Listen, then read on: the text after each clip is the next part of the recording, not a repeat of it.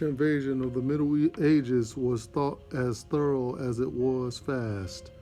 The Moors conquered city after city unchecked until they met an enemy they did not expect. They were not knights, however. The Moors were halted by Wildmen. The Wildmen were covered in hair. Enkidu is thought to be the first documented Wildman. He was a traveling companion of Gilgamesh on his epic journey. Gilgamesh tamed Enkidu by getting him a woman. Throughout history, people have tried to other ways to get wild men drunk in order to capture wisdom from them. Ptolemy the Elder wrote about wild creatures who were humans, who was human-shaped, and they had fangs and fur and could not speak. Alexander the Great also said to have met a group of wild men that were fish eaters while in India. Hanno, the famous Phoenician navigator, encountered a group of wild men in Sierra Leone. Most scholars think these accounts refer to chimps, gorillas, and gibbons.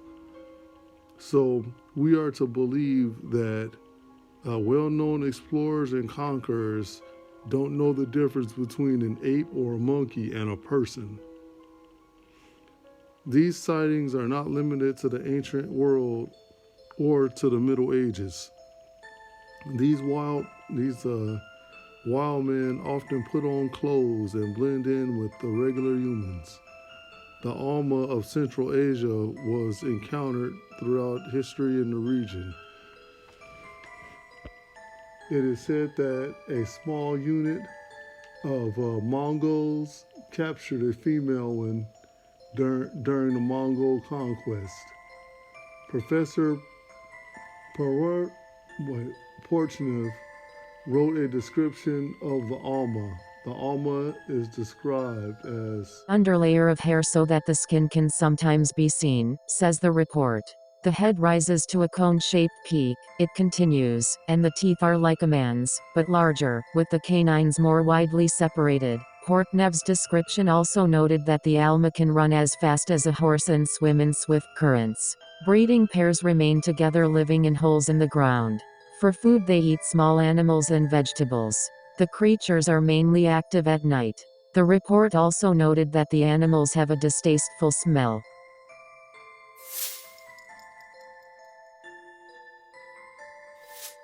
Evening of October 25, 1973, a young Pennsylvania farmer, Stephen Pulaski, and at least 15 other witnesses saw a bright object hovering over a field near them. Stephen grabbed his rifle and went to investigate. It was then that he noticed something walking along by the fence. They were hairy and long-armed, with greenish-yellow eyes, and a smell like burning rubber was present. Stephen sensed that these creatures were not friendly and fired a tracer bullet over their heads. And when they kept on coming, he fired directly at one of them. The creatures then all disappeared into the woods, and the glowing object disappeared from the field instantaneously. UFO researchers as well as a state trooper were called in to investigate. When they arrived, the people there told them that Stephen had been growling like an animal and flailing his arms. His own dog ran toward him, and Stephen attacked the dog. Stephen then collapsed, and after a time began to come to his senses. The entire group commented on the nauseating, sulfur-like odor that was present. One of the earliest references to a spacecraft is probably that found in an ancient Egyptian account, some 1,500 years before Christ. One of the characteristics of that craft was the foul odor that emitted from it. Azazel is the chief of the hairy goats, or Sarim. They lived in the desert. Josiah destroyed these places of worship because they included the worship of of another god, and included women and goats getting it on. I guess that's nasty. The satyrs mentioned in Isaiah 34:14 was really Sarahem. They will greet each other and dance in the ruins of Edom, and Lilith and other wild beasts will join them there. Azazel is the leader of the fallen angels. In some cases, Set in Egypt was also said to be covered in thick hair. In 1888, a group of natives described 3 crazy bears that came from the sky in a small moon. This was in Northern California, a Bigfoot hotspot. This call is said to be from a Bigfoot.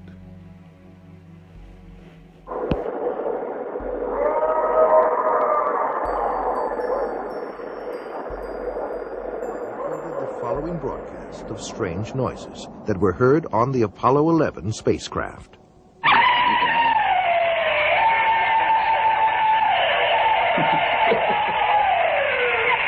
This is Apollo Control. Still no explanation. The weird noises emanating from Apollo 11. If indeed.